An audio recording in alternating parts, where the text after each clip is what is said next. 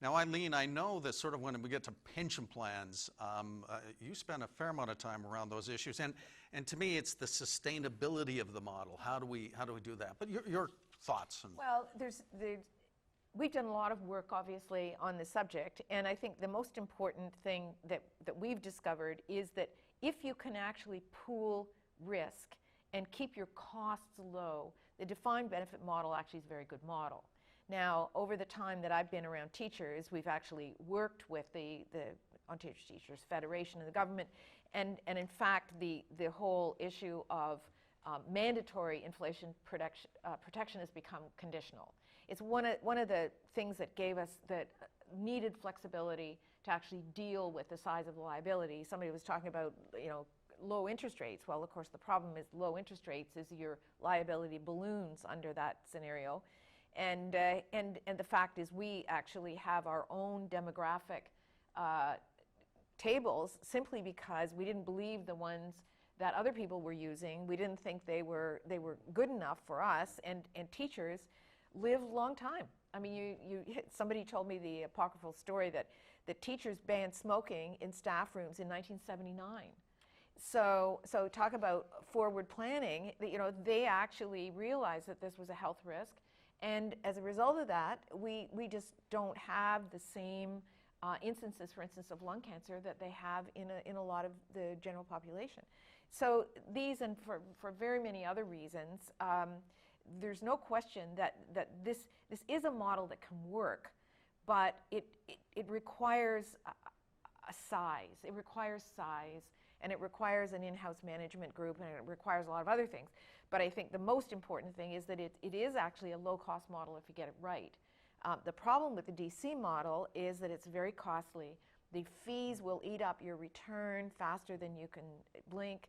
And as you say, John, it transfers all the investment and longevity risk to the individual who is, in most cases, ill-prepared to deal with it. Just on that issue of shifting risk, the defined contribution versus the defined benefit, and there has been some changes. It's been on the radar screen, but once again, I'm not sure that, unless the crisis situation hit, and we all know what happened in New Brunswick, where crisis hit, this is not sustainable, we're going to legislate it, and politically we'll see if that stays given the change of government. But the model then, you see a change to say DB will survive, because there is a big push to say, okay, let's shift the risk to the individuals, and just think about the significant policy issues down the road without insufficient savings. But Don, one of the things, I don't want to dominate this conversation because I know others have got a point, but they have to be fairly funded as well. I mean, the teachers pay 50% of what goes into the plan. Some of the other government plans, people are not paying the fair share. And this business of intergenerational equity is huge. It's young people are going to rebel if they have to continue to pay for the pensions of people who are retired, and we have to figure out a much fairer way of dealing with that situation.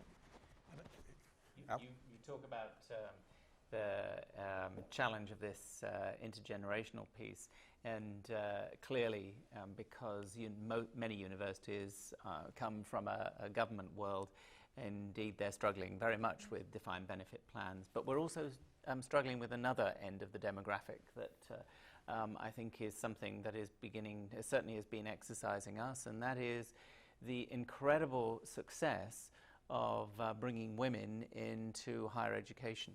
And so we have a situation at the moment where we have a very significant number of female students, and we have a pipeline where we know that the number of girls who are choosing an academic stream is actually outstripping by a very considerable margin the number of boys who are going in that direction. In fact, you can chart at about age 9, 10, 11, 12, girls will make the decision to focus on their academics, and possibly because they're now being successful and because boys develop later, they are making the decision they cannot compete, and so they are beginning to self-select not to go forward. So we are looking at huge shifts. We're currently at about 70% women in undergraduate programs. We are looking at scenarios that could have 85, 90, 95% women in undergraduate education. And now we have another challenge because we have an undergraduate pool that is predominantly female. We have a faculty, for many of the reasons we've been talking about, who will go on being in position because there is no mandatory retirement, who are predominantly male. And we don't have the role models in the system. We have to start talking about that. And that's been an important risk for us to actually think about. It has a huge impact on a number of issues. Yeah, John. Yeah. Just going to make one other point, and I think Alistair brought it up, or maybe Eileen did, is this whole issue of financial literacy. And I know Don Stewart, former CEO of Sun Life, took this under his wing. I think he was appointed by the finance minister.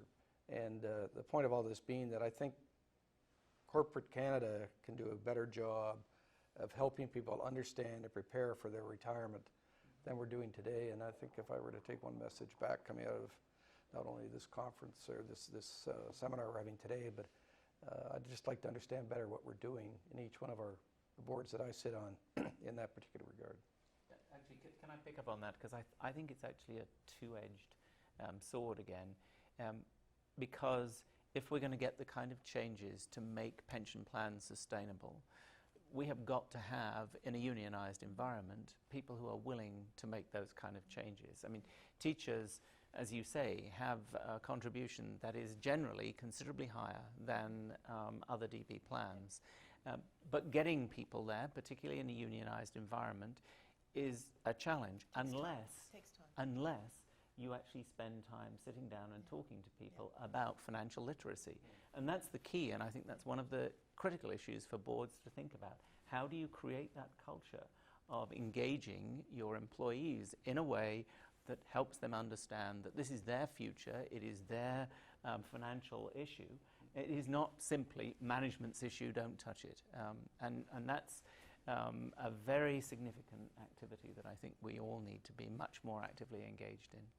So there's obviously a very significant issue to deal with, the sustainability of these plans, which, you know, if you boil it down, you need to either work longer, you're living, longer, you need to work longer, or you're going to have to save more to deal with these things. Or you're going to get fewer benefits. Or you're going to get fewer benefits, which has pretty significant consumption impact when from a policy issue when you think about it. Just I want to pick up on the demographics, and I think John, you mentioned that. I mean the millennials. It is a very different situation between the baby boomers and the millennials. First, in terms of they're saddled with lots of debt from going through university. The jobs aren't as much. The dollars aren't there. So it seems to me that whole issue, generational equity, kids may not have the same amount that, in this case, the parents had, where that's never been the case before. Any thoughts on that and how that plays out in discussions in terms of emerging risks? There's a school of thought that says, well, that's up to the individual to take care of themselves and to plan their affairs in such a way to be able to do it. I said to the panel that the late Ted Rogers always felt an obligation to his employees to ensure that they had a pension plan available to them that would provide for them in their retirement. And he supported very much so the defined benefit pension plan. And it's now, if I won't have the statistic entirely correct, but I think 45% of our employees are now into that. And that has been a growing a number, which is encouraging to see. So people are starting to think more and more about it. And that's originally it was kind of those at the top end were participants, but now it's going down more and more in the organization, which I think is encouraging. But isn't one of the challenges with the DB model, I'll call it, that my sons and people of his generation move around a lot. And, I don't know if you did that for a career, what you'd have at the end of it in terms of a benefit that might be qualified for you to receive. And so the portability of a defined contribution plan certainly has a lot of appeal in the States, simply because people seem to be job hopping a little bit more in that generation. So that clearly is the portability issue, the sustainability issue, all very significant. And I would even say some of them, we know there's a big issue around entitlements, healthcare, pension entitlements and whatnot, but even the valuation of those, we know they're big numbers.